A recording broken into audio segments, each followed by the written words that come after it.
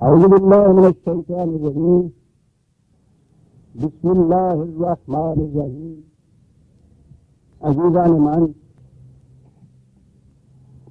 آج جنوری 1976 کی 11 تاریخ ہے اور درس قرآن کریم کا آغاز سورہ مریم کی آیت 41 سے ہو رہا ہے. 19/4. سابقہ آیات میں داستان چلی آ رہی تھی حضرت مریم علیہ السلام کی. نہایت مذہبی گھرانے کی چشم و چراغ، ہیکل میں پرورش پائی، بلکہ منظورہ تو نظر دے دی گئی تھی، وقف کر دی گئی تھی ہیکل میں. اس ماحول کے اندر پرورش اور تربیت پائی اور پھر اس پورے ماحول کے خلاف بغاوت کا علم بلند کر کے کھڑی ہو گئی. ایک باغی کی داستان ختم ہوئی اور آگے ایک اور باغی کی داستان شروع ہو گئی. وذکر فی الکتاب ابراہیم. حضرات انبیاء اکرام علیہ السلام تو ہوتے ہی انورٹڈ کامز میں باغی تھے. جو کچھ غلط چلا آ رہا ہے، ماحول میں جو کچھ ہو رہا ہے، قوم جس روش پہ آ رہی ہے، جو مسالک، جو مشارب، جو معتقدات، جو نظریات وہاں پریویل کر رہے ہیں، مروج ہیں، غلط ہیں، ان سب کے خلاف علم بغاوت بلند کرنے والے. تو میں نے کہا ہے کہ اب دوسرے باغی کا قصہ ہوا. وہ وہاں ہر بار ماحول، یہودیت، ہیکل کے تمام مسالک کے خلاف بغاوت. یہاں یہ کیفیت کہ مملکت کے سب سے بڑے پروہت کا بیٹا. آج پروہت کے لفظ سے وہ بات سامنے نہیں آتی. اس زمانے میں یوں تو اس کا درجہ پروٹوکول کے اعتبار سے کہہ لیجئے بادشاہ سے دوسرے نمبر پر ہوتا تھا، لیکن در حقیقت حکومت وہی کرتا تھا. تھیوکریسی میں ہوتا یہ ہے، جو بادشاہ کا نام تو اوپر رکھتے ہیں، حکومت ہمیشہ پروہتوں کے مذہبی پیشوائیت کے ہاتھ میں ہوتی ہے. حامان فرعون سے کچھ کم اقتدار نہیں رکھتا تھا، اس سے بھی بڑھ کر تھا. فرعون حامان کے مندر میں جاتا تھا، وہاں جا کر سجدے کرتا تھا. اسی طرح سے حضرت ابراہیم علیہ السلام کے والد اس دور کے حامان تھے.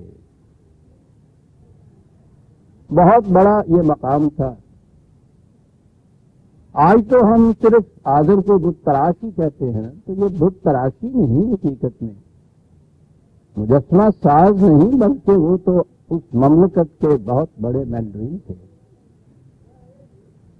ایسے باپ کا بیٹا جس نے یہ منصب، یہ اقتدار، یہ وجاہت، یہ مقام وراثت میں حاصل کر لینا تھا، یہ تھے حضرت ابراہیم.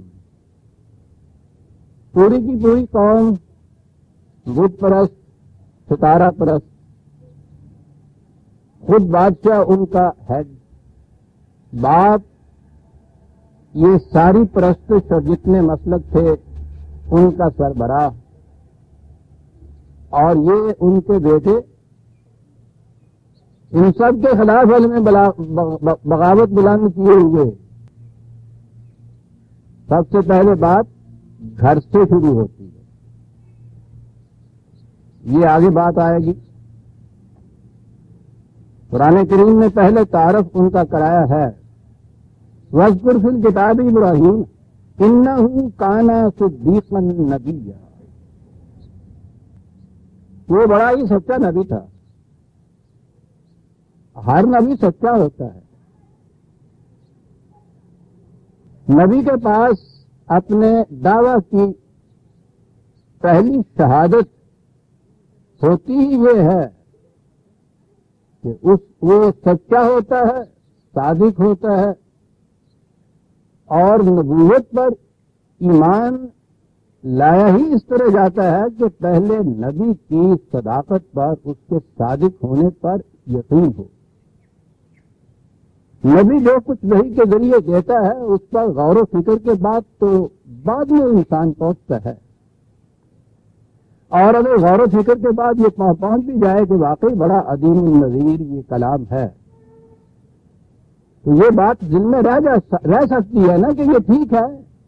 بڑے بڑے مفکر ہیں جو بہت بڑے بڑے اس قسم کی باتیں کرتے ہیں، یہ بھی اس شخص کی فکر کا نتیجہ ہو سکتا ہے، اور وہ شخص کہتا ہے کہ یہ میری فکر کا نتیجہ نہیں ہے، یہ خدا کی طرف سے مجھے وحی ملی ہے، اس میں میرے اپنے خیالات کا شائبہ تک بھی نہیں، خالصتاً خدا کی طرف سے عطا کردہ علم ہے جو میں تم تک پہنچاتا ہوں. یہ وہ چیز ہے جس کے ثبوت میں وہ کوئی چیز کہہ ہی نہیں سکتا. وہ جو کچھ ہم سنتے ہیں وہ تو نطق نبوی سے سن رہے ہیں، اور ساری دنیا کا مسلمہ یہی ہے کہ اس کی اپنی فکر ہے جس سے انسان وہ بولتا ہے. یہ ایک خاص استثناء ہوتی ہے جسے وہی کہا جاتا ہے کہ اس میں یہ بات پیش کرنے والے کی اپنی فکر کا، اپنے خیالات کا کوئی شائبہ تک نہیں ہوتا. لیکن پھر بات وہی آ گئی کہ سننے والا جو ہے جس کے سامنے یہ پیش کی جا رہی ہے بات، اس کے لیے اس کی دلیل و ثبوت کیا ہے؟ جو بات کہی بے مثال صحیح، بے نظیر صحیح، لیکن اس کا کیا ثبوت ہے کہ یہ بات اس کی اپنے فکر کی پیدا کردہ نہیں ہے، خدا کی طرف سے عطا کردہ وحی ہے. اس کے لیے کوئی محسوس دلیل ثبوت نہیں ہوتا نبی کے پاس. کون سی چیز ہوتی ہے جس کی بناء پر وہ، جس بھروسے پر، جس اعتماد پر وہ یہ چیز پیش کرتا ہے؟ اور وہ یہ چیز ہوتی ہے کہ جب حضور نبی اکرم صلی اللہ علیہ وسلم نے پہلی وحی وہ چھوٹی سی پہاڑی پہ کھڑے ہو کے آواز دی مکے والوں کو، آواز وہ دی جو اس زمانے کے رواج کے مطابق جب کہیں سے کوئی خطرہ ہوتا تھا کسی دشمن کی چڑھائی کا، تباہی کا، بربادی کا، تو جیسے یہ آج کل طوفان اور سیلاب کے سگنل دیے جاتے ہیں، ان کے ہاں بھی یہ انداز اور رواج تھا کہ ایسے وقت میں کوئی شخص قابل اعتماد جو ہو وہ کسی اونچے مقام پہ کھڑے ہو کے اور وہاں سے پھر وہ کپڑا ہلائے اور آواز دے اپنی قوم کو کہ آؤ ایک بہت بڑا خطرہ امڈ رہا ہے. یہ آواز دی حضور نے، اور یہ قوم، یہ قریش مکے سے بھاگے ہوئے ادھر آ گئے اس پہاڑی کے نیچے کہ کچھ بہت بڑا خطرہ آ رہا ہے. آپ نے فرمایا کہ اگر میں آپ لوگوں سے یہ کہوں کہ اس پہاڑی کے پیچھے ایک بہت بڑا دشمن ہے جو تم پر حملہ کرنے والا ہے اور تباہ کر کے رکھ دے گا تمہیں، تم میری بات کو مان لو گے؟ انہوں نے بیک زبان کہا کہ مان لیں. کہا کیوں مان لو گے؟ کہا اس لیے کہ تم نے کبھی جھوٹ بولا ہی نہیں ہے. فرمایا کہ اس اعتراف کو یاد رکھنا جو میں بات کہنے والا ہوں کہ میں نے کبھی جھوٹ نہیں بولا. ٹھیک ہے نا؟ بالکل ٹھیک ہے. اور کہا کہ اس کے بعد صورت یہ ہے کہ جس روش زندگی پہ تم چلے جا رہے ہو وہ تمہیں تباہ و برباد کر دے گی. اسے چھوڑ دو بچ جاؤ گے، نہیں چھوڑو تو تباہ ہو جاؤ گے. اسے وہ کیسے مان گے؟ یہ تو ضرورت نہیں ہوئی کہنے کی کہ نہیں تم جھوٹ کہتے ہو، کیونکہ کہہ چکے تھے کہ تم نے کبھی جھوٹ بولا ہی نہیں، تم تو سچے تھے. ہوا یہ کہہ کہ استضاء کر کے چلے گئے کہ لوگ بھائی یہ بات کہنے کے لیے ہمیں بلایا تھا، ہم سمجھے تھے پہاڑ کے پیچھے کوئی دشمن آ رہا ہے، اور چلے گئے. اسے چھوڑ دیجیے. بات وہ ہے کہ جو کچھ میں کہہ رہا ہوں تم مانو گے کہ مانیں گے؟ کیوں مانو گے؟ اس لیے کہ تم نے کبھی جھوٹ نہیں بولا. اور نبی تو اپنے پہلے دعوے کی صداقت کی ثبوت میں بات ہی یہ کہتا ہے، ثبوت ہی یہ پیش کرتا ہے کہ وہ سچا ہوتا ہے. اس کی سچائی اس کی قوم میں، اس کے ماحول کے اندر مسلمان کے طور پہ مانی جاتی ہے. اور یہی وہ چیز ہے، سچائی صرف نہیں بلکہ زندگی کا ہر گوشہ. جب حضور سے یہ چیز پھر انہوں نے بار بار یہ کہی کہ اس کے لیے کوئی ثبوت پیش کیجئے کہ آپ واقعی خدا کے نبی ہیں، خدا کی طرف سے آپ کو یہ وحی ملتی ہے. اور ثبوت کے لیے جیسا کہ پہلے روش چلی آ رہی تھی، وہ سمجھتے تھے کہ نبی کوئی معجزہ دکھاتا ہے، وہ معجزہ اس کے دعوی نبوت کا ثبوت بنتا ہے. قرآن کریم میں بار بار ہے کہ وہ بھی اسی قسم کا معجزہ طلب کرتے تھے. تو آپ نے فرمایا انہیں، قرآن میں ہے یہ کہ آؤ میں تمہیں اپنا معجزہ بتاؤں کون سا ہے. یقیناً وہ اکٹھے ہوئے کہ آج معجزہ دیکھیں گے. کہا کہ معجزہ میرا یہ ہے کہ فقط لبثت فیکم عمرا من قبلہ افلا تعقلون، میں نے اس دعوے سے پہلے اپنی ساری عمر تمہارے اندر بسر کی ہے. کہو کہ ایسی زندگی ایک سچے کی ہوتی ہے یا جھوٹے کی ہوتی ہے؟ اور اس کے سامنے ان کے سر جھک گئے. معجزہ اسی کو کہتے ہیں جو مقتدی کے مقابل کو عاجز کر دے، اس کے خلاف ایک لفظ نہیں کہہ سکے، کسی مقام پہ ہی نہیں. ہرقل کے دربار میں ابو سفیان گیا تھا مدد مانگنے کے لیے ان کے ہی خلاف، اور وہاں جا کے اس کو اکسایا تھا یہ کہہ کے کہ وہ شخص ہمارے بتوں کو تو ایک طرف رہا، تمہارے معبود کو، تمہارے ابن اللہ کو بھی وہ ابن اللہ نہیں مانتا. یعنی یہ بات تھی نا اس نے کہی، تو وہ تو سمجھدار بات کرتا. اس نے پوچھا یہ تھا کہ یہ شخص جو کہنے والا ہے یہ کہیں باہر سے آیا ہے تمہارے اندر؟ انہوں نے کہا نہیں، ہم میں سے ہی ہے. کہا کب سے ہے؟ کہا پیدائش کے دن سے ہے.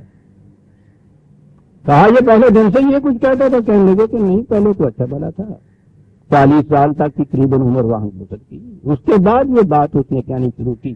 اس نے کہا کہ وہ جو 40 سال پہلے تمہارے اندر گزاری ہے اس نے، اس کے متعلق، اس کی زندگی کے متعلق تم کیا کہتے ہو؟ وہ اس قسم کے فریب دیا کرتا تھا، جھوٹ بولا کرتا تھا. کیا یعنی آپ دیکھیے کہ مدد مانگنے کے لیے گیا ہے، ان کے خلاف بادشاہ کو بڑی مشکل سے اپنا ہمنوا بنایا ہے اس مقصد کے لیے.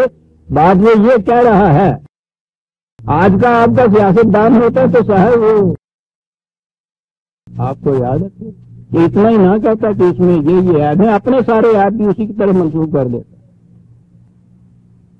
اور یہی نہیں، اگر وہ آپ آج کی شریعت کا فتویٰ بھی مانگتا، میں پھر کوٹڈ کہہ رہا ہوں یہ، تو اس کے سامنے یہ فتویٰ تھا نا کہ زندگی کی اہم ضروریات کے لیے جھوٹ بولنا جائز ہی نہیں، واجب ہو جاتا ہے نا. آپ کے یہاں سے آج کی شریعت کا مودودی صاحب کا یہ فتویٰ، اور نہیں تو وہ ابو سفیان یہی کیا سمجھ لیتا. لیکن غنیمت ہے کہ وہ آج کا مسلمان نہیں تھا، وہ مکے کا مشرک. اس نے جھوٹ بولنا گوارا نہیں کیا. اور میں کہتا ہوں کہ بلند کیریکٹر کا روب اتنا ہوتا ہے کہ اس کی عدم موجودگی میں بھی جرت نہیں کرتا دشمن بھی کہ اس کے خلاف کچھ کہہ سکے. کردار کی بلندی بڑی قوت رکھتی ہے اپنے اندر. ابو سفیان کو یہ کہنا پڑا کہ نہیں صاحب، وہ تو ہم نے امین مشہور تھا، ہم نے اس کی زندگی میں کوئی ایسی بات نہیں دیکھی. اس زمانے کے بادشاہ یہی راجا رنجیت سنگھ نہیں ہوتے تھے، بہت سمجھدار لوگ ہوتے تھے. اس نے کہا کہ پھر یہ سائیکولوجیکلی نفسیاتی طور پہ ناممکن ہے کہ ایک شخص 40 سال تک تو کوئی ایسی بات نہ کرے اور شبہ شب ایسا بدل جائے کہ اتنا بڑا جھوٹ بول دے کہ وہ خدا کا رسول اپنے آپ کو کہہ دے. اس لیے میں نہیں اسے جھوٹا ماننے کو تیار. میں کہہ رہا ہوں کہ نبی کی نبوت کی تو پہلی دلیل یہ ہوتی ہے کہ وہ سچا ہوتا ہے، صدیق ہوتا ہے، اس کی زندگی اتنی پاکیزہ ہوتی ہے کہ اس کے بدترین دشمن بھی اس کے خلاف جرت نہیں کر سکتے انگلی اٹھانے. تو جب نبی کی کیفیت یہ ہوتی ہے کہ وہ ہوتا ہی صادق ہے، صدیق، تو قرآن نے یہاں جو کہا بات اب یہاں آئی کہ وَاذْكُرْ فِي الْكِتَابِ إِبْرَاهِيمَ إِنَّهُ كَانَ صِدِّيقًا نَبِيًّا. سوچنے کی بات ہے کہ خاص طور پہ یہ بات جو تھی یہ کیوں کہی گئی یہاں خصوصیت سے. اپنا اپنا انداز فکر ہوگا. میں تو یہ سمجھتا ہوں کہ خدائے علیم و خبیر نے پہلے ہی پیش بندی کر دی کہ اس قرآن اور اس نبی کے خلاف یہ کچھ اس کی امت کرے گی. اس خدا کو معلوم تھا کہ یہ قوم، یہ امت جو ہے اس ابراہیم کے خلاف کیا کچھ کہے گی. وہ اس کی پیش بندی کر دی اس نے یہ کہہ کے کہ وہ صادق ہی نہیں، صدیق، بہت سچا، جس نے کبھی جھوٹ نہ بولا ہو. اور آپ کو پتا ہے جو میں نے ابھی کہا ہے کہ پہلے پیش بندی کر دی کہ یہ قرآن کی حامل قوم کیا کرے گی. قرآن کی حامل قوم یہ کہے گی کہ حضرت ابراہیم علیہ السلام نے 3 دفعہ جھوٹ بولا تھا. آگئی بات سمجھ میں آپ کے کہ کیوں خدا نے پہلے ہی اس کو ان کا تعارف یہ کہہ کے کرایا کہ انہ کان صدیقا نبیّا. تورات میں ہے یہ. کون کون سے جھوٹ گنائے جاتے ہیں؟ وہ قوم بت پرستی، ستارہ پرستی، یہ بت پرستی جسے کہتے ہیں نا، وہ ستاروں کے ہی بت معبود کی شکل میں بنا کے مندروں میں رکھ لیے جاتے ہیں، تو وہ ستارہ پرست قوم تھی۔ کہا یہ جاتا ہے کہ ایک دفعہ ان کا کوئی بہت بڑا مذہبی تیوہار تھا جس میں انہوں نے اپنے ان معبودوں کا کوئی بہت بڑا جشن منانا تھا، تو انہوں نے آ کر اس نوجوان ابراہیم سے بھی کہا علیہ السلام کہ آئیے چلیے اس میں۔ قرآن مجید میں یہ واقعہ ہے، یہ آیت ہے جو پیش کی جاتی ہے اس کے ثبوت میں کہ انہوں نے جھوٹ بولا تھا۔ وہ آیت ہے کہ فنظر نظرۃ فی النجوم فقال انی سقیم، 37/88 37 انی سقیم۔ کہتے یہ ہیں کہ حضرت ابراہیم نے ان سے کہہ دیا کہ نہیں بھائی میں نہیں جاؤں گا، میں بیمار ہوں، اور یہ کہتے ہیں کہ یہ جھوٹ تھا، وہ بیمار نہیں تھے، بہانہ بنایا، پہلا جھوٹ۔ پہلے تو یہ پوچھئے یہ کہ آپ کو کیسے معلوم ہے کہ واقعہ بیمار نہیں تھے؟ بات جو قرآن سے تو میں بعد میں کروں گا۔ اگر انہوں نے پھر واقعہ یہ کہہ دیا میں بیمار ہوں، اس کا ثبوت کیا ہے کہ وہ بیمار نہیں تھے؟ نہیں جی وہ بیمار نہیں تھے، انہوں نے یہ بولا تھا۔ اب آئیے قرآن کریم کی آیت جو ثبوت میں پیش کی جاتی ہے۔ یہاں تو مصیبت یہ ہے نا کہ کہیں سے ان کو کوئی تنکا ملے بس اس کا پل بناتے ہیں، اس پہ سے پھر ہاتھی گزارتے ہیں۔ قرآن کریم میں حضرت ابراہیم علیہ السلام اور یہ جو ان کی ستارہ پرستی ہے اس کا تذکرہ اور مقامات پہ بھی ہے، اور وہ سورہ انعام کی آیات جس میں انہوں نے پہلے کہا کہ یہ ستارہ ہے، یہ ہے معبود، اس میں بھی ہمارے ہاں کے یہ لوگ جو ہیں یہ یہی کہتے ہیں کہ حضرت ابراہیم علیہ السلام نے پہلے یہ کہہ دیا کہ اچھا تسلیم کر لیا اس کو، ستارے کو اپنا رب، اور پھر جب وہ ڈوب گیا تو کہا نہیں نہیں نہیں نہیں نہیں نہیں توبہ میری، یہ نہیں بھائی یہ تو ڈوب گیا۔ جیسے پہلی دفعہ انہوں نے دیکھا ستارہ ڈوبتا ہوا، پہلے کبھی نہیں دیکھا تھا کہ ستارہ چلا ہوتا ہے پھر ڈوب جاتا ہے نا۔ جب ستارہ روشن تھا تو انہوں نے کہا کہ یہ ہے معبود، تو انہوں نے بھی کہا کہ ہاں ہاں یہ ہے میرا معبود، اور جب وہ ڈوب گیا تو کہا کہ نہیں نہیں نہیں نہیں بھائی یہ تو ڈوب گیا، یہ نہیں میرا معبود۔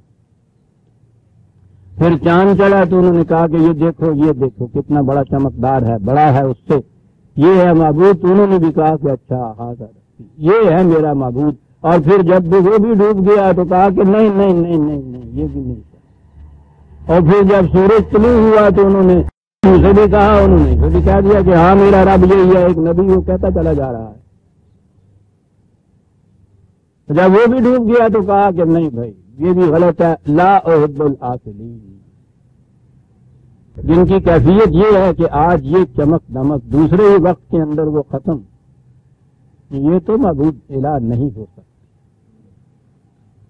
دو باتیں یہاں دیکھ لیجئے کہ ایک تو یہی یہ ستاروں والی بات واقعہ قرآن میں موجود ہے اور وہ وہاں موجود ہے، یہ کہا گیا ان کے سامنے کہ میں نہیں تسلیم کرتا۔ یہ غروب ہو جانے والے، مان پڑ جانے والے، یہ معبود نہیں ہو سکتا۔ تو گویا یہ ان کے معبودوں کے خلاف قرآن کی شہادت ہے کہ حضرت ابراہیم نے یہ کہا۔ وہ تو بات میں نے وہاں بتائی تھی جب آیا تھا، پھر بتاؤں گا کہ وہ جو مکالمہ ہے وہ تو میں نے عرض کیا ہے نا کہ اس کتاب عظیم کو اگر وہ لسان عربی مبین کے اندر کی کتاب سمجھ لیا جائے تو بات سمجھ میں آ جاتی ہے۔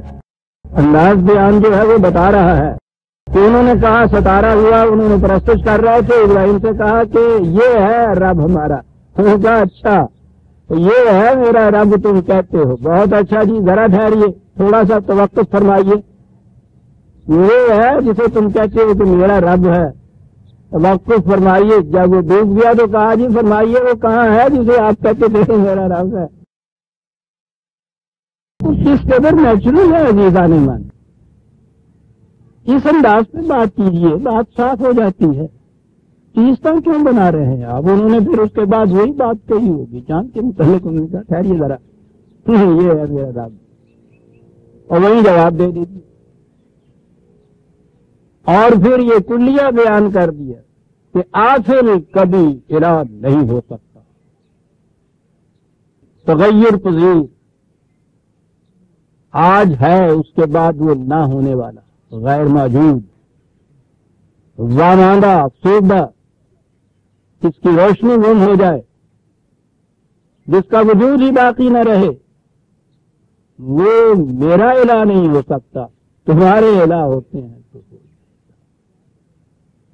فنظر نظرۃ فی النجوم، ترجمہ کیا جاتا ہے کہ انہوں نے نجوم کی طرف دیکھا، ستاروں کی طرف دیکھا، ستاروں کی طرف دیکھ کے کہا فقال انی سقیم، میں بیمار ہوں. ستاروں کی طرف دیکھا اور دیکھ کے کہا میں بیمار ہوں. لسان عربی مبین سے تو پوچھئے کہ نظرہ نظرۃ فی النجوم بنیادی معنی نظرہ کے کیا ہو. غور و فکر سے دو چیزوں کو آپس میں ایک دوسرے کے سامنے رکھ کے قیاس کرنے کے بعد اس چیز کی کمزوریاں جو ہیں ان کو نگاہ میں لانا اور ان کو ظاہر کرنا. یہ فکر و نظر آج بھی آپ کے ہاں استعمال ہوتا ہے یہ لفظ. ان نظرہ تو عربی زبان کے اندر کہتے عیب اور کمزوری کو ہیں. یہ منظور جو ہے اس کے معنی ہوتے ہیں عیب دار، تنقیدی نگاہ سے کسی شے کو دیکھنا. عقیدت مند اپنے الہ کو کبھی تنقیدی نگاہ سے نہیں دیکھتا. فرق دونوں میں یہ تھا کہ وہ اسے عقیدت مندانہ ان کو مانتے چلے آ رہے تھے، اور یہ وہ تھا جو ان کو تنقیدی نگاہ سے دیکھتا. یہ نظر ہی تھی نا جس نے کہہ دیا کہ آفلین جو ہیں وہ معبود نہیں ہو سکتے. یہ ان کے سامنے بھی تو آفل تھے سارے، وہ دیکھتے تھے کہ آج ہیں کل نہیں ہیں، پھر ڈوب جاتے ہیں. یہ دونوں کی انداز نگاہ میں کیا فرق تھا؟ وہ عقیدت مندانہ دیکھتے تھے، یہ اس کو تنقیدی نگاہ سے دیکھتے تھے. اور مومن تو ایمان ہی اس کے بعد لاتا ہے جب ان تمام دعاوی کو تنقیدی نگاہ سے پہلے دیکھ لیتا ہے، پرکھ لیتا ہے. وہ پرکھ رہے تھے، تنقیدی نگاہ سے دیکھ رہے تھے، اور دیکھنے کے بعد جو انہوں نے وہاں کہا تھا لا احب العاقلین، وہ یہاں بھی یہی بات کہی فقال انی سقیم. بات پھر وہ سقیم کے لیے انہوں نے کہہ دیا کہ صاحب سقیم جو ہیں بیمار ہیں. ان سے پوچھئے کہ وہ عرب قلب سقیم کہتے تھے وہ شخص جو بیزار ہو کسی چیز. یہ اگر تم نے بیماری کا لفظ لینا ہے تو انگریزی زبان میں عام سیکھ آف اٹ روز بولتے ہیں آپ. وہ جسم کی کبھی بیماری نہیں ہوتی. سکین کے معنی بیزار ہوتا ہے. بات یہ ہوئی کہ انہوں نے کہا یہ معبود ہیں، انہوں نے عقیدت مندانہ طور کے اوپر یہ کچھ دیکھا، انہوں نے ذرا ناقدانہ نگاہ ڈالی، اور ناقدانہ نگاہ ڈالنے کے بعد یہ کہا کہ یہ تمہارے معبود، میں تو بیزار ہوں تمہاری ان کی. کتنی صاف اور واضح بات ہے. اب کہا یہ جائے گا اظہار سقیم بیمار کو بھی کہتے ہیں، بیزار کو بھی کہتے ہیں. ٹھیک ہے، وہی جو کہتے ہیں کہ زبان کے اعتبار سے بھی ایک لفظ کے متعدد معنی ہوتے ہیں، ان میں سے یہ معنی کیوں لیے جائے؟ وہی اصول جو ہے قرآن کا تصریف آیات. ایک مقام پہ جو بات بیان ہوئی ہو وہیں سے نہ دیکھو، دوسرے مقامات میں جو بات آئی ہو اسی ضمن میں وہاں سے بھی دیکھو کہ کیا مفہوم ہے. اور جو وہ وہاں سے مفہوم ہو، یہ جو ایک سے زیادہ معنی آپ کے سامنے آتے ہیں نا، ان میں سے اسے اختیار کرو جو اس کے مطابق ہو، کیونکہ قرآن کا دعویٰ یہ ہے کہ اس میں اختلافی بات نہیں ہے. اس کے مختلف مقامات میں جو بھی الفاظ آئیں گے ان میں توافق ضروری ہوگا. اب یہاں یہ جو چیز میں نے کہی سقیم جو ہے اس کے معنی بیزار کے ہیں. آئیے سورہ ممتحنہ 60/4 قد كانت لكم اسوة حسنة في ابراہیم والذین معه. تمہارے لیے ابراہیم اور ان کے ساتھیوں کی زندگی ایک بہترین، ایک نہایت حسین نمونہ پیش کرتی ہے، اذ قالوا لقومہم، جب انہوں نے اپنی قوم سے کہا، وہ لفظ سن لیجئے، میں نے کہا تھا کہ سکیم کے معنی بیزار کیوں دیے جائیں. اذ قالوا لقومہم انا براء منکم ومما تعبدون من دون اللہ، لفظ بیزار موجود ہے صاحب. تم جنہیں خدا کے سب چھوڑ کر معبود بنائے ہوئے ہو، میں بیزار ہوں ان سے، ہم بیزار ہیں ان سے. کفرنا بکم، دیکھیے اور تشریح ہوتی چلی جاتی ہے. بدا بیننا و بینکم العداوۃ والبغضاء، بدا دیکھتے کفرنا، انکار کرتے ہیں ہم ان سے، برا من، بیزار ہیں ہم ان سے. یہی چیز تو ہے جو وہاں انہوں نے کہی. تنقیدی نگاہ سے ان کے معبودوں کو دیکھا، ان کو بھی سمجھایا کہ یہ عاطل ہیں، ان کو معبود بنا رہے ہو. انہوں نے کہا کہ نہیں صاحب، اس کے باوجود ہم تو انہی کی پرستش کریں گے. انہوں نے کہا کرتے جائیے، انی سقیم، میں تو بیزار ہوں ان کے. براء منکم ومنکم بما تعبدون من دون اللہ، بما تعبدون من دون اللہ، یہی تو تھے. یہ وہی تنقیدی نگاہ تھی جو آج پھر ہمارے ہاں ایک توحید برس میں ملتی ہے کہ ستارہ کیا میرے احوال کی خبر دے گا. یہ خود فراقی افلاک میں ہے خار و زبون. یہی کہا نا انہوں نے، ستاروں کو معبود بنا لے، تیرے مقام کو انجم شناس کیا جانے کہ خاک زندہ ہے تو، تابع ستارہ نہیں، انی سقیم. سمجھتے جا رہے ہیں نا. یہ الگ بات ہے کہ اب میرے سامنے ایک شاعر بھی بیٹھے، اب معاف کریں کہ ہم نے یہ سب کچھ ستاروں کے متعلق تو یہ کہہ دیا ہے اسوہ ابراہیمی میں، لیکن گردش افلاک ہمارے یہاں شاعری کا جز نہیں ہوئی، چلی آ رہی ہے سب ابھی تک. نو آسماں بگردش ما در میں آنا ایم،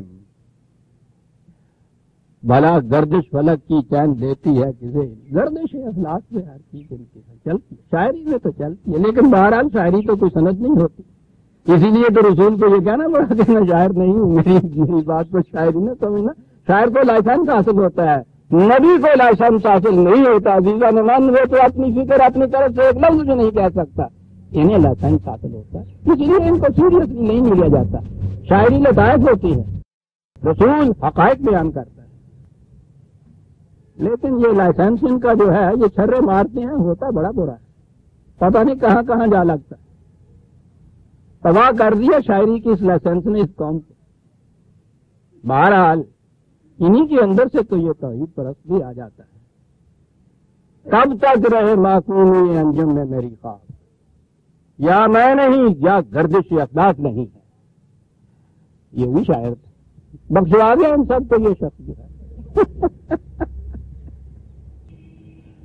یہ نہ کہنا جی کہ آج شاعر جانتا جنت چاہیے، ابھی بھی شاعر ہونے آگے دیکھے ٹکٹ ٹکٹ سارے توڑ جانے نہیں اندر، پتا نہیں انہیں لگنے لگ گیا دھکا دے دینے. اسی لیے وہ بھی بار بار بار بار کہتا ہے مجھے شاعر نہ. وہ تو ایک بڑی سی گالی دے کے یہ کہتا ہے کہ بارما تم شیرو تو کن بس. بہرحال بات یہ ہو رہی تھی کہ انی سقیم جو ہے اس کے معنی کیا ہے. حدیثہ نے من یہ معنی ہے اس کے، انی براء منکم مما تعبدون من دون لا احب الافلین نظرۃ فی النجوم.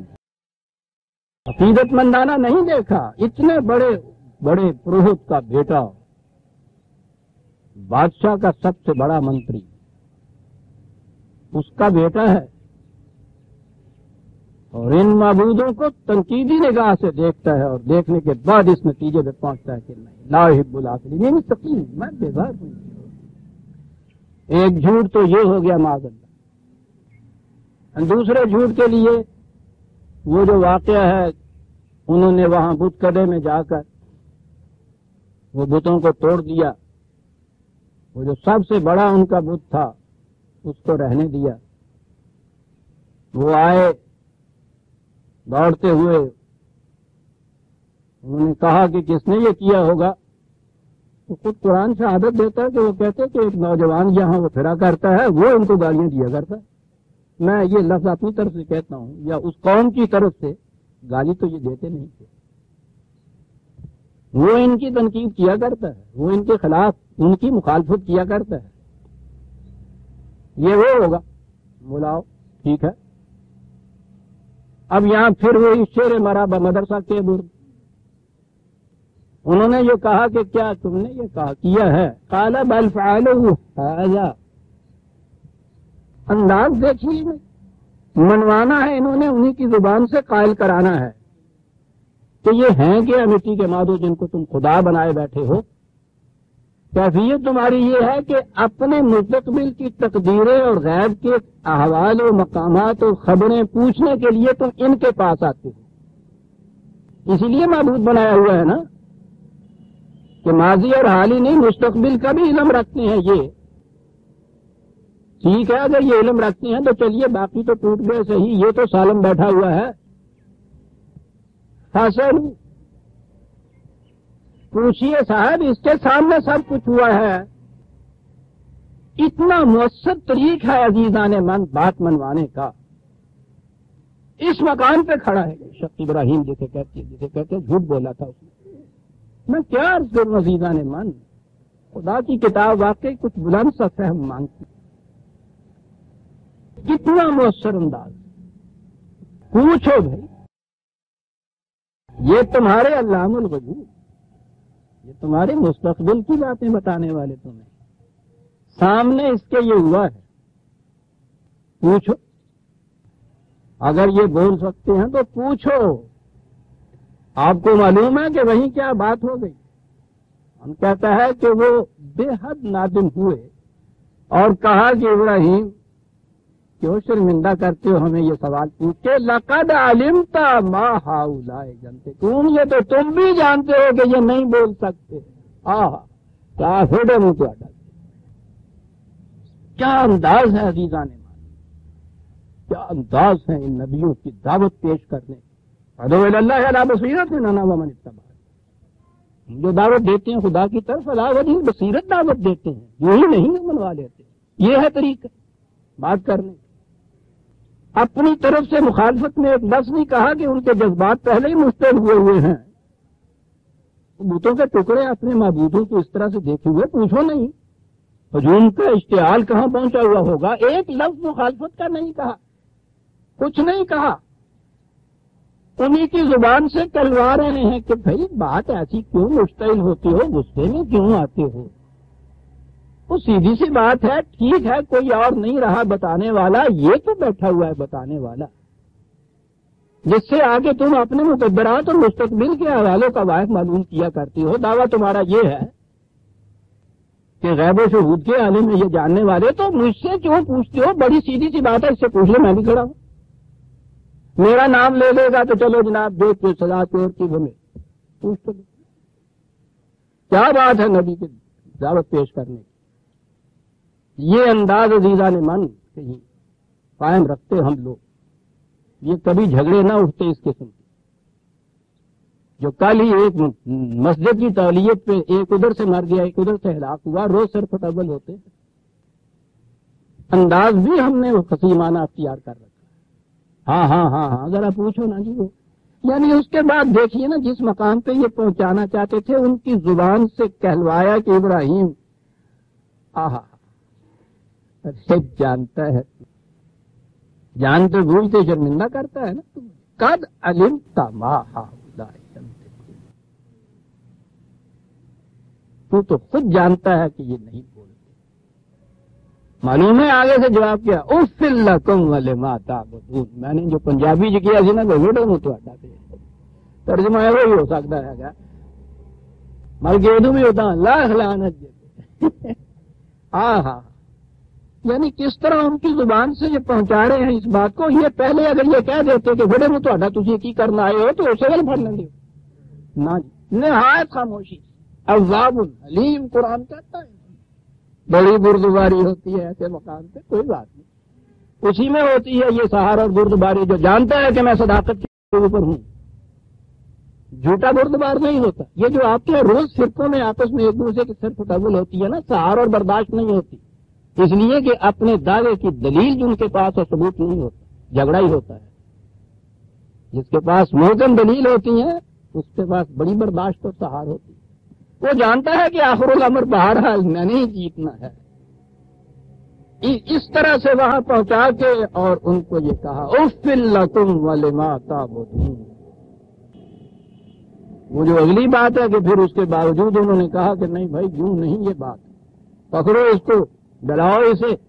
وہ تو اپنی وہ جو پیشوائیت تھی اس کو برقرار رکھنے کے لیے تھا، شکست تو وہاں کھائی ہوئی تھی. یہ سارا کٹرا ختم ہو جاتا اگر یہ کہتے کہ وہاں یہ اس نے کہا اور ہمارے پاس کوئی جواب نہیں تھا. یہاں پھر وہ مشتعل کیا انہوں نے لاجواب ہونے کے باوجود. یہ پیشوائیت یا وہ پیشہ ورانہ عصبیت ہے.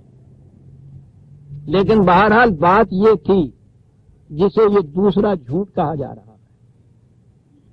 تیسری بات وہ کہی جا رہی ہے جس کے متعلق قرآن سے اتنا بھی نہیں مل سکا ان کو، ان کے بھی نہیں ملے کہ اس پہ ہاتھی گزارتے. وہ خالصی تورات کی بات ہے کہ حضرت ابراہیم علیہ السلام اپنی زوجہ محترمہ کے ساتھ کہیں جا رہے تھے، راستے میں وہ کہتے ہیں مصر کا ملک تھا، بادشاہ بڑا مستبد تھا.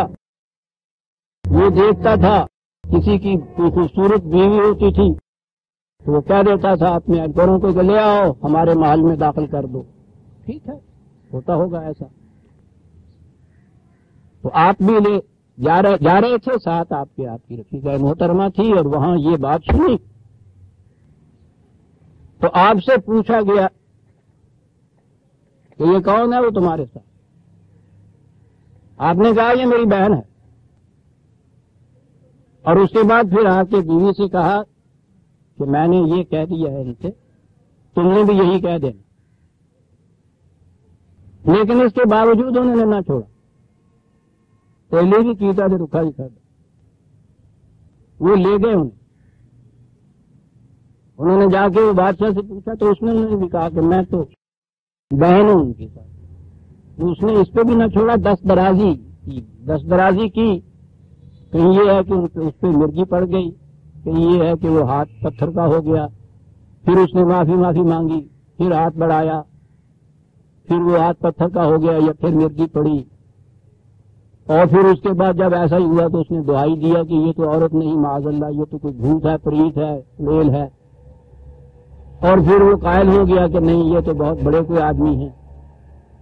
اور پھر اس نے اپنی جو لانڈی کنیز تھی اسے دے دیا حضرت ابراہیم کو خدمت کے لیے. تو یہ جو ہے کہ انہوں نے اپنی بیوی کو کہہ دیا یہ میری بہن ہے. یہ تیسرا جھوٹ تورات میں نہ خالی. اب یہ فطری طور پہ دل میں آپ کے خیال پیدا ہوا ہوگا کہ تورات کی یہ باتیں تھیں، یہ ہمارے ہاں اس طرح سے کیسے آ گئی؟ وہ ایسے ہی آ گئی جیسے کہ میں کہتا ہوں کہ ان لوگوں کے اوپر جو اعتراض پڑتا تھا ان یہودیوں وغیرہ کے اوپر ان چیزوں کا کہ تمہارے ہاں یہ ہے انبیاء کرام کی کیفیت، یہ ان کا نقشہ پیش کرتی ہے تمہاری کتاب، ہے محرف یا نہیں، یہ ہے تمہارا دین، تم اس کو ابھی تک یہ مانتے ہو کہ سچی کتاب ہے، انبیاء کا یہ کردار ہے جو تم پیش کرتے ہی. انہوں نے نہایت آسانی سے یہ ساری چیزیں جو تھیں آپ کے ہاں کی کتب روایات کے اندر داخل کر دی.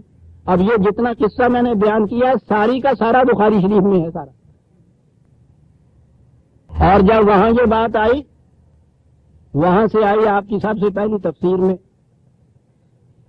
امام طبری کی تفسیر، اور وہاں سے جو آگے چلی تو آپ کی تفسیریں ساری جو آگے ہیں وہ تو تری غزلیں ہیں نا، انہی کے مصرے پہ چلتی ہیں، دو غزلیں سے غزلیں. ہر تفسیر میں یہ سب کچھ اسی طرح سے لکھا گیا تھا. بات پھر یہاں ذہن میں یہ آئے گی کہ صاحب امام بخاری بہرحال کتنے بڑے عالم کیوں نہ ہوں، کتنا ہی ان کا مقام کیا ہو، ایک انسان تھے، انہوں نے کچھ یہ روایات جمع کی ہیں، اتنا ہی ہے نا ان کا. اور پھر یہ بھی چیز وہ دیکھتے ہیں کہ وہ 6 لاکھ میں سے 5 لاکھ اور 94,000 یا 93,000 انہوں نے خود مسترد کر دی تھی روایات، اس میں سے اتنی سی باقی رکھ لی. تو اگر یہ ہو کہ بھئی وہ ایک انسان تھے، انہوں نے جو کچھ ان کو ملا اس میں سے بہرحال کسی معیار کے مطابق ان کو مسترد کیا، باقی رکھ لی. اگر اس قسم کی کوئی اور اس میں رہ گئی ہے، یا ہو سکتا ہے کہ انہوں نے یہ رکھا ہی نہ ہو، بعد میں یاد کر دی ہو، اس زمانے میں چھاپے خانہ تو ہوتا ہی نہیں تھا، یہ سن کے کتابیں لوگ مرتب کیا کرتے تھے یا نقل کیا کرتے تھے. چلیے کوئی الاؤنس دے دیجئے کچھ بھی ہو، اگر اس میں اس قسم کی ایک چیز ایسی رہ گئی ہے جو صدیق النبیہ کے خلاف جاتی ہے تو کہہ دیجئے کہ یہ صحیح نہیں ہے امام بخاری کی بات، وہاں صحیح نہیں ہے۔ تفسیر والے مفسر بھی تو بہرحال انسان تھے، انہوں نے بھی یہ چیز لے لی ہے، چھوڑیے، آپ کو پتا وہاں پہنچ کے کیا بات ہوتی ہے۔ اور یہ ہے وہ مقام عزیزان ایمان، وہ نازک ترین مقام جو ان تمام چیزوں کو اسی طرح سے رکھے ہوئے چلا آ رہا ہے اور ان کو ٹچ نہیں کرنے دیتا، اس لیے کہ وہاں اس سے پہلے یہ کہا جاتا ہے قال رسول اللہ صلی اللہ علیہ وسلم، حضور نبی اکرم صلی اللہ علیہ وسلم نے یہ فرمایا۔ اب جب یہ کہا جائے کسی سے، کسی مسلمان سے، تو رسول اللہ صلی اللہ علیہ وسلم کا یہ ارشاد ہے، کون سا مسلمان ہے جو اس کے بعد یہ جرت کر جائے یہ کہنے کی کہ نہیں صاحب یہ غلط ہے؟ اگر یہ ہو کہ رسول اللہ نے فرمایا، یہ ہے وہ سب سے بڑی ٹیکنیک جس کی بنا پہ ان چیزوں کو ٹچ نہیں آپ کر سکتے۔ اب بات سمجھ میں آپ کے آ گئی نا کہ ایک اتنے عظیم العظیم نبی خاتم النبیین کہ جس کے بعد کسی نے پھر خدا کی بات نہیں کہی، ایک خدا کا العظم پیغمبر ابراہیم علیہ السلام، یہ دونوں وہ ہیں جن کے متعلق قرآن نے کہا ہے کہ ان کی زندگی تمہارے لیے اسوہ حسنہ ہے۔ قرآن نے دو ہی اسوہ حسنہ پیش کیے ہیں، حضرت ابراہیم علیہ السلام کی زندگی اور حضور نبی اکرم صلی اللہ علیہ وسلم کی زندگی۔ ان دو کے متعلق یہ اب چیز آ گئی کہ ایک تو 3 دفعہ جھوٹ بولتا ہے معاذ اللہ، اور دوسرا العظم پیغمبر اس کی تائید کر رہا ہے، خود بیان کرتا ہے نا کہ ابراہیم نے جھوٹ بولے۔ قرآن کہہ رہا ہے انہ کان صدیقا نبیہ، کہتا رہے۔ سوچیے عزیزان من بات کہاں تک پہنچتی ہے، اور جو یہ کہہ دے کہ صاحب یہ جو ہے حدیث، یہ روایت، یہ رسول اللہ صلی اللہ علیہ وسلم کی نہیں ہو سکتی، یہ نہیں وہ کہتا کہ رسول اللہ کی ہے اور میں نہیں مانتا، کون کم بخت مسلمان یہ کیا ہے، مسلمان ہی نہیں رہ سکتا اس کے بعد عزیزان ایمان۔ مسلمان ہونے کی تو شرط ہی ہے کہ رسالت پہ ایمان لایا جائے، اور اگر کوئی شخص یہ کہہ دے کہ صاحب میں رسول اللہ کی یہ بات نہیں مانتا صلی اللہ علیہ وسلم، تو مسلمان کہتے رہا، وہ کہتا یہ ہے کہ یہ رسول اللہ صلی اللہ علیہ وسلم کی ہو نہیں سکتی، بس یہ کہا منکر حدیث، منکر شان رسالت، یہ منکر شان رسالت جو یہ کہتا ہے کہ حضور یہ نہیں کہہ سکتے تھے کہ ابراہیم نے جھوٹ بولا تھا علیہ السلام، یہ منکر شان رسالت، یہ معترض شان رسالت جو کہیں کہ ایک نبی نے جھوٹ بولا، دوسرے نبی نے تائید کی اس کی، لگا دیجیے گا منکر حدیث، آگے بات آ گئی صاحب۔ یہ عقیدہ ہے ہمارے ہاں کے اہل حدیث حضرات کا کہ بخاری اور مسلم کی کسی ایک حدیث سے انکار انسان کو دائرہ اسلام سے خارج کر دیتا ہے، ہو گیا دائرہ اسلام سے بھی خارج۔ اس حدیث سے بھی انکار، یہ تو بخاری کی اس کی حدیث ہے نا جی۔ اب آگے آئی صاحب تعویل کی بات، کہا یہ گیا کہ صاحب نہیں، یہ چونکہ دین کی خاطر آپ نے ایسا کہا تھا اس لیے یہ قابل اعتراض نہیں، دین کی خاطر جھوٹ بولنا قابل اعتراض نہیں، اس میں کوئی ایسی بات نہیں۔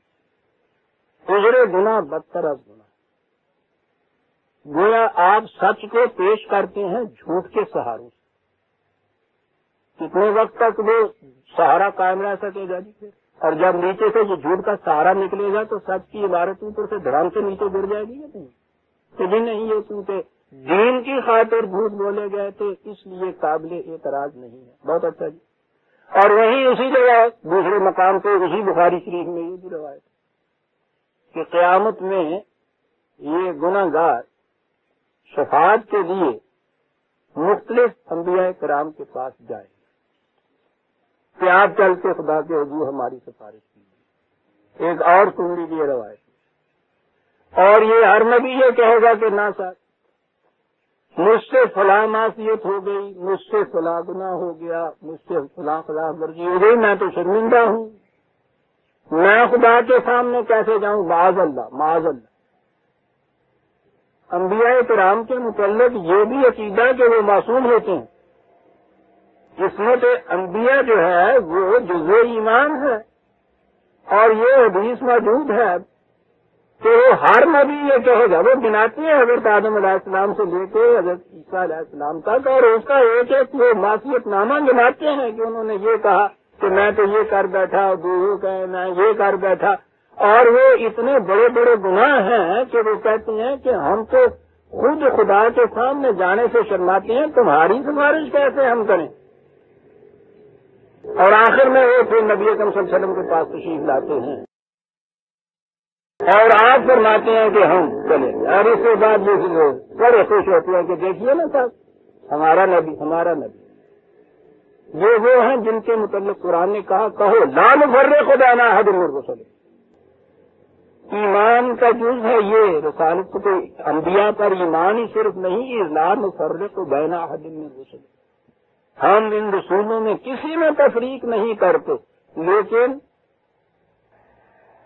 یہاں اس کے بعد یہ کہنے کے بعد کہ صاحب دیکھیے نا حضور سے یہ نہیں پوچھا، سوچا کہ تیرے نشتر کی زد شریان پیسے ناتوان تک ہے۔ خدا کے رسول اور ان کی کیفیت یہ کہ ہر ایک اپنی اپنی معصیت گنا کے شرمسار بیٹھا ہے، خدا کے سامنے نہیں جا رہا۔ انہوں نے یہ ثابت کر دیا کہ ہمارے رسول یہ۔ بہرحال بات میں یہ کہہ رہا تھا کہ یہ جو دلیل دی گئی یا وجہ جواز بتائی گئی کہ نہیں دین کی خاطر یہ جھوٹ بولا تھا اور اس میں کوئی قابل اعتراض بات نہیں، تو اس روایت میں یہ بھی ہے کہ حضرت ابراہیم علیہ السلام کے پاس آئیں گے کہ آپ چلیے، تو وہ کہیں گے کہ نہیں صاحب میں نے تو جھوٹ بولا تھا، تو میں خدا کے سامنے کیسے جاؤں؟ چلیے، اگر دین کی خاطر جھوٹ بولنا قابل اعتراض نہیں تھا تو وہ شرمندہ کیوں بیٹھے ہوئے تھے وہاں؟ وہ شرمسار کیوں تھے؟ انہیں تو بھلے سے سامنے جانا چاہیے تھا کہ تیرے دین کی خاطر سچ تو رہے، میں تو جھوٹ بول کے بھی تیرا دین سچا ثابت کرتا گیا، خود بات۔ عزیزہ نے من میں کیا عرض کروں، میری تو عمر گزر گئی ان چیزوں کے اندر، ایک ایک تیر میں نے سینے پہ تھا، لیکن عزیزہ نے من کچھ بھی کہہ لیجیے، قرآن کی عظمت، حضور رسالت مآب صلی اللہ علیہ وسلم کا ناموس مجھے تو نہیں اجازت دیتا کہ میں یہ چیزیں جو ہیں خدا اور خدا کے اس رسول کی طرف منسوخ کروں یا ان انبیاء میں سے کسی کی طرف بھی منسوخ کروں۔ جو جی میں آئے آپ کہہ لیجئے، ٹھیک ہے 4 دن کی بات ہے، عمر کا آخری حصہ نہ بھی ہو تو بہرحال ایک دن تو خدا کے سامنے جانا ہے۔ اب اگلی بات یہ آئی آپ کے ذمہ کہ یہ سب کچھ یہ لوگ بھی تو سوچتے ہوں گے بالآخر، پھر یہ سارا کچھ جو ہے یہ کیوں رکھا ہوا ہے، کیوں اس پہ اصرار کیا جاتا ہے کہ ہاں صاحب جھوٹ بولا؟ وہ بات یہ اس لیے رکھا جاتا ہے، حقائق کدو نہ یار دل نواز کو نام بہی بہانا مگر عمر خود دراز کو نام۔ آج جو یہ کہا جاتا ہے زندگی کی اہم ضروریات کے لیے جھوٹ بولنا جائز ہی نہیں واجب ہو جاتا ہے، یہ ہے فتویٰ مودودی صاحب، اور یہ انہیں کا نہیں ہے، یہ بڑی پرانی بات چلی آ رہی ہے ہمارے ہاں، انہوں نے تو آج اپنی سیاست کے لیے دوہرایا ہے اسے۔ پوچھا جائے اگر کہ صاحب یہ بات اتنی بڑی جو آپ کہتے ہیں کہ دین کی خاطر یا زندگی کی اہم ضروریات کی خاطر جھوٹ بولنا واجب ہو جاتا ہے، اس کی دلیل کہا؟ دلیل یہ کہ حضرت ابراہیم علیہ السلام نے 3 دفعہ جھوٹ بولا۔ چال اپنے اس جھوٹ کی خاطر کہ اس کے لیے کوئی دلیل مل جائے،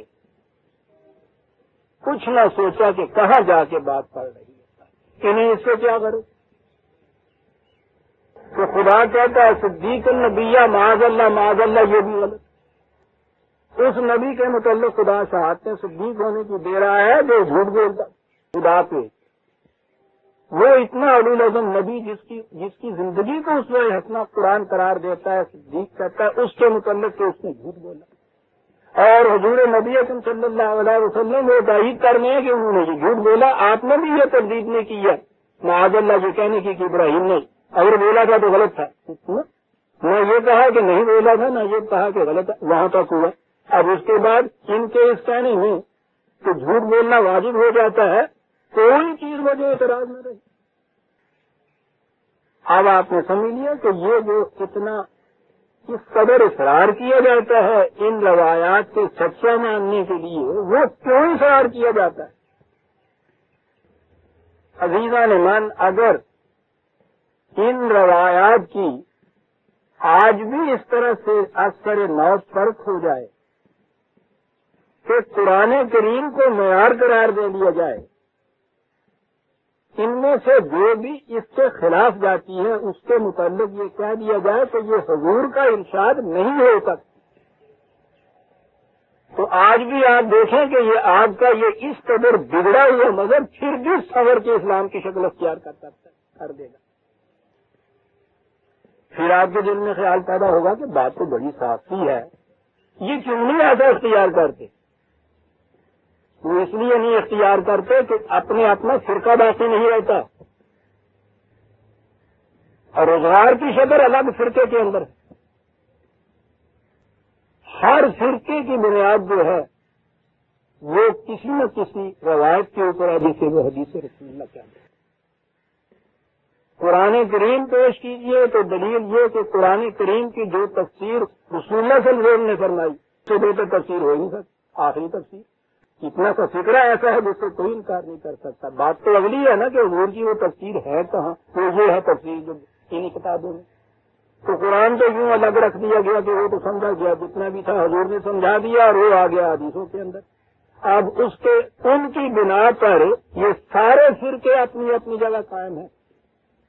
سیدھی سی بات ہے کہ یہ اسلام کے فرقے کہلاتے ہیں، مسلمانوں کے فرقے کہلاتے ہیں۔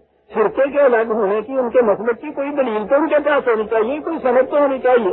دلیل اور سند ہر فرقے کے پاس روایات۔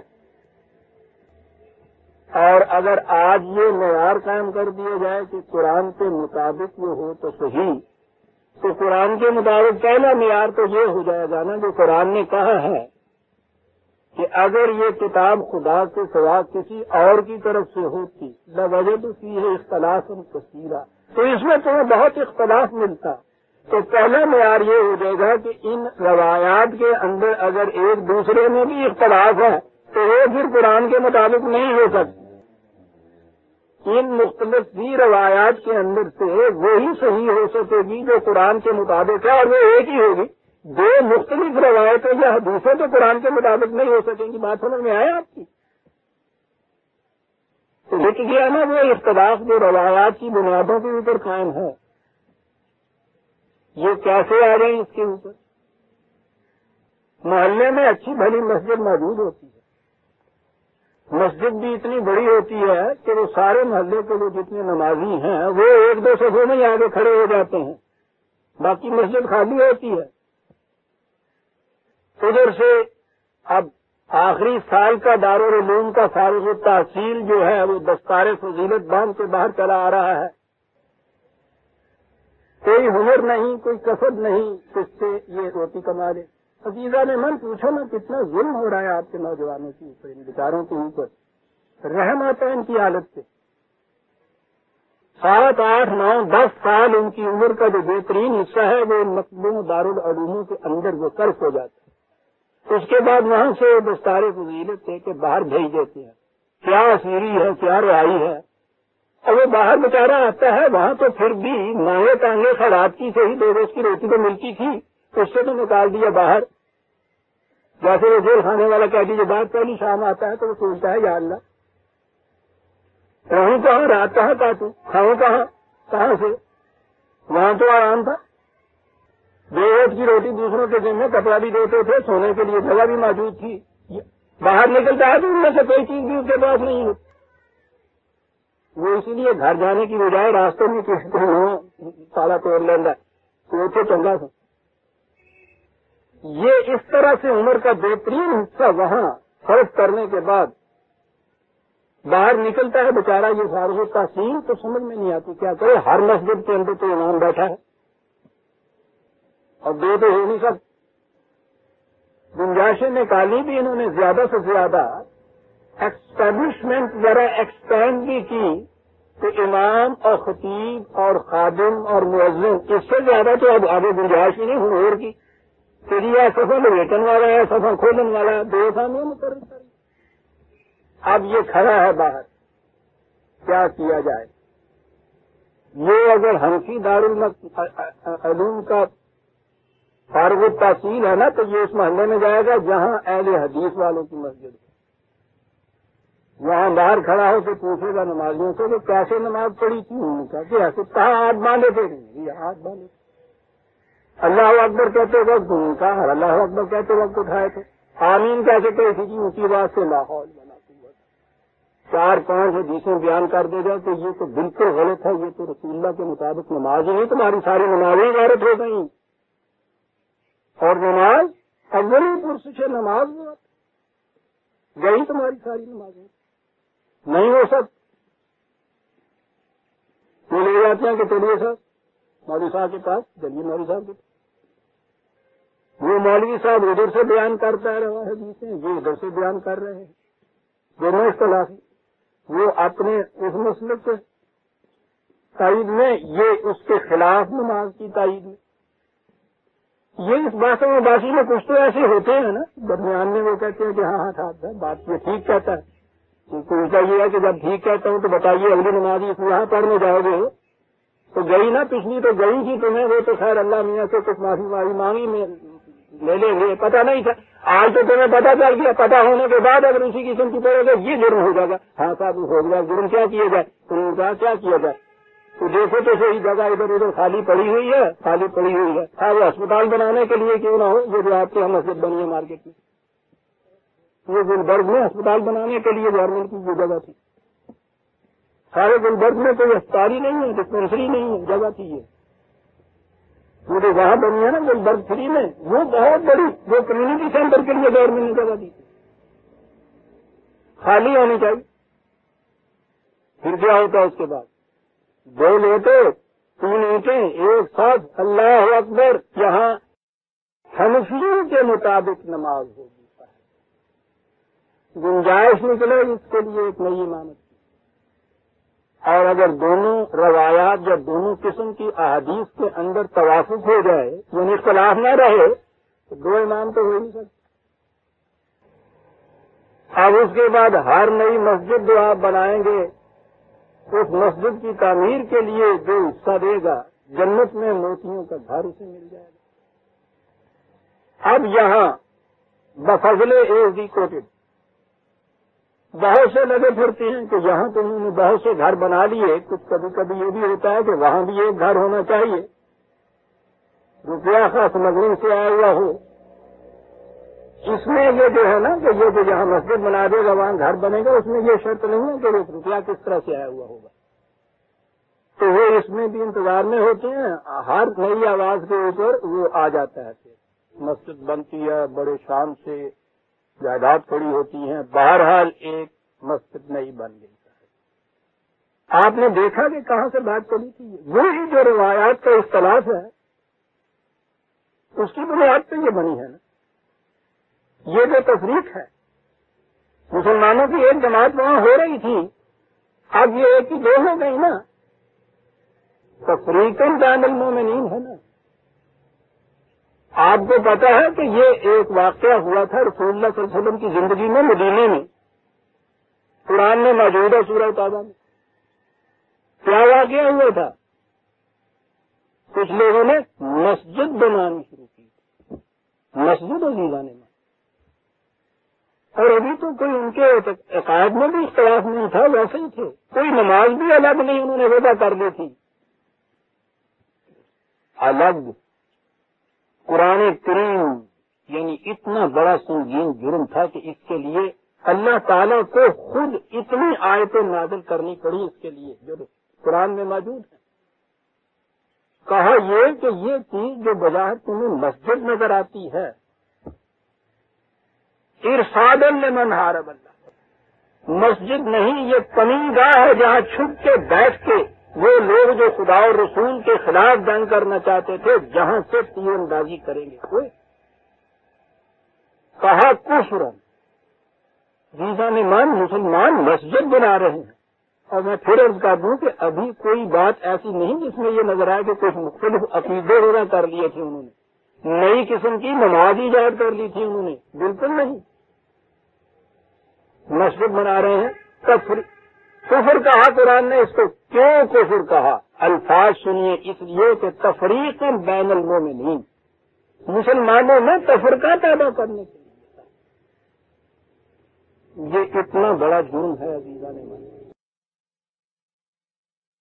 تو یہ جو میں عرض کر رہا تھا کہ یہ جس قدر آپ کے ہاں تفریق بین المومنین کی صورت ہے، جسے فرقہ کہتے ہیں،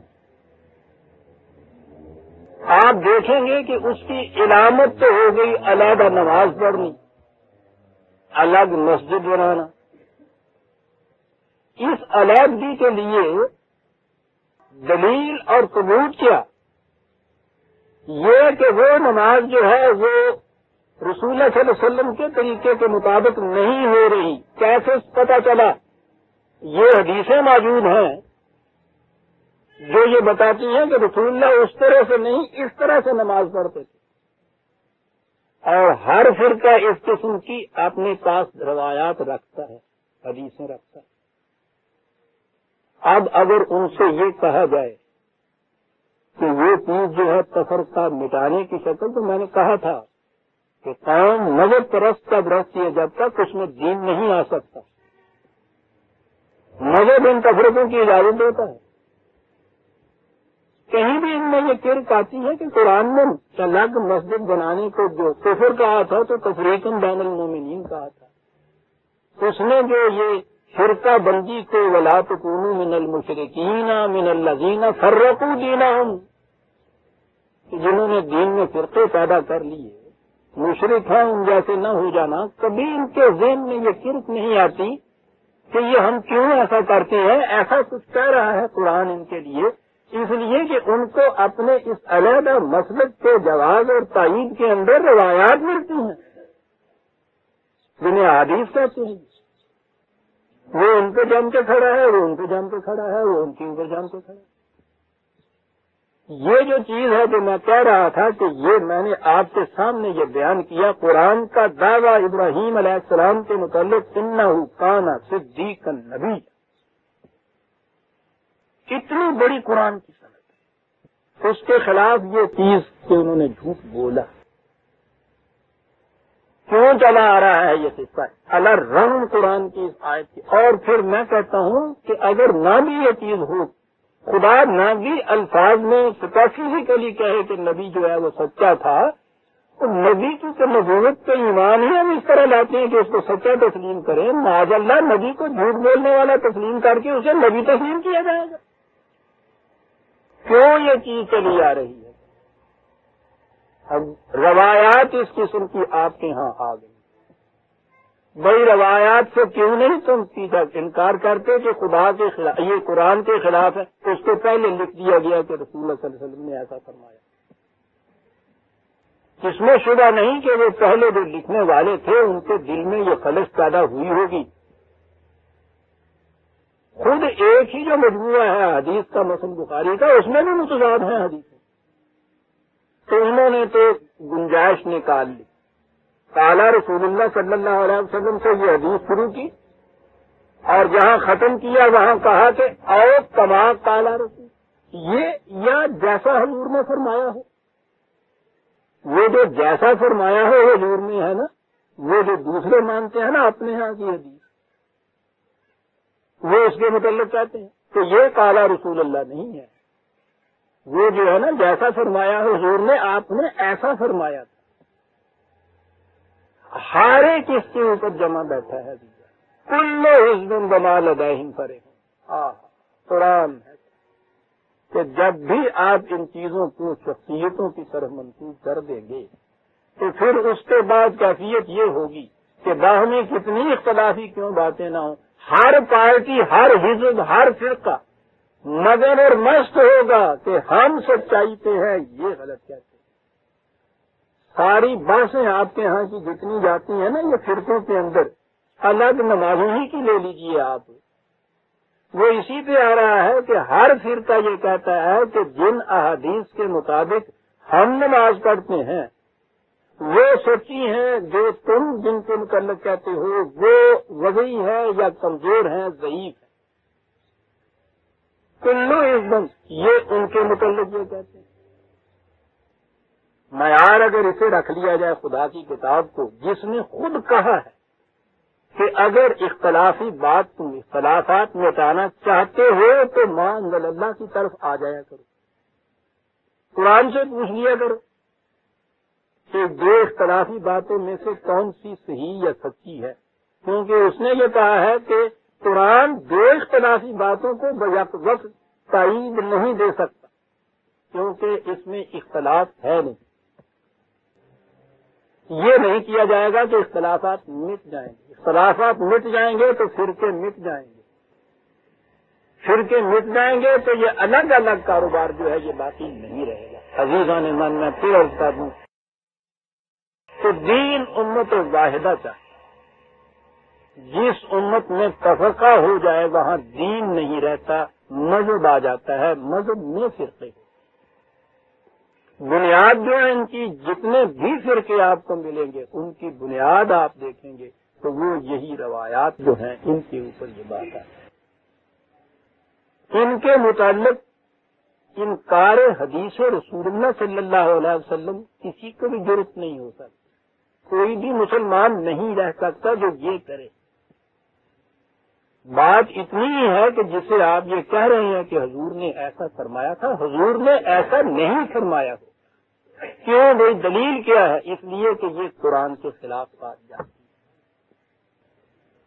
اس پہ نہیں آتے. یہ کفر ہے ایسا کہنا، اس پہ فتویٰ صادر ہوتا ہے اور چلے ہوئے. اور میں نے کہا ہے نا کہ یہ میں کیوں کسی کی نیت پہ شبہ کروں. ہو سکتا ہے کہ وہ واقعی خلوص نیت سے ہی ایسا کرتا ہو، لیکن ہر آپ کے ہاں کی sincerity is not a guarantee for centi, not a guarantee for centi. میں سنسیئر ہونا جو ہے وہ تو صداقت کی دلیل نہیں ہے. بت پرست ہندوؤں جیسا سنسیئر اپنی بت پرستی میں اور کون ہو سکتا ہے؟ جگن ناتھ جی کی رتھ کے نیچے اتنا رولر ہوتا ہے، وہ رتھ نہیں ہوتی. یہاں سے وہاں تک لیٹے ہوئے ہوتے ہیں جلوس کی طرح سے، پسلیوں کے اوپر سے وہ چلتی ہے، کڑے کڑے کرتی ہے. توبہ تصور سے روح کانپ اٹھتی ہے، ہنستے ہوئے خوشی بے خوشی اس کے نیچے لیٹتے ہیں. اس سے زیادہ خلوص اور کہاں ہو سکتا ہے؟ اسے آپ صداقت کی دلیل مان لیں گے؟ خلوص تو صرف صداقت کی دلیل نہیں، صداقت کی دلیل تو خدا کی سند. تو میں یہ نہیں کہہ رہا کہ بس نیت کچھ بھی ہے، وہ نیت کچھ بھی ہے، اس سے نیت ہی نظر آ جاتی ہے. جب اپنے جھوٹ کے لیے ان چیزوں کو سند بنا کے پیش کر دینا. لیکن کچھ بھی ہو عزیزان من، یہ جو آپ کے ہاں کا تفرقہ ہے اس کی بنیادیں جو ہیں وہ یہ ہیں جو روایات. اور اس میں آج میں نے آپ کے سامنے یہ چیز پیش کی کہ قرآن کریم نے وَاذْكُرْ فِي الْكِتَابِ ابراہیم کہنے کے بعد پہلے تعارف کرایا ابراہیم علیہ السلام کا کہ اِنَّهُ كَانَ صِدِّيقًا نبی، بڑا سچا نبی. اور جو میں نے کہا تھا نا کہ خدائے علیم و کبیر نے شاید اسی لیے کہ ہم نے بعد میں اس ابراہیم علیہ السلام کی طرف کیا کیا منسوخ کر دینا ہے. روایت تورات کا ابتدا کو تو معلوم تھا، لیکن اس کے متعلق تو قرآن نے کہہ دیا کہ یہ محرف ہے، کتابیں تعریف ہو چکی ہوئی ہے، ان کو نہیں ماننا. تو قرآن تو محرف نہیں ہے نا، لیکن وہ قرآن ماننے والے جو ہیں انہوں نے بھی جو کچھ کرنا تھا یہ اس کی پیش بندی قرآن نے کر دی. لیکن اس نے 1000 پیش بندی کی ہو. وہ یہ کہتے ہیں کہ اس کو تو تم پڑھ لو کیونکہ ایک ایک حرف سے 10 شاید نیکیوں کا ثواب ہوتا ہے، ثواب تو اس سے حاصل کر لو.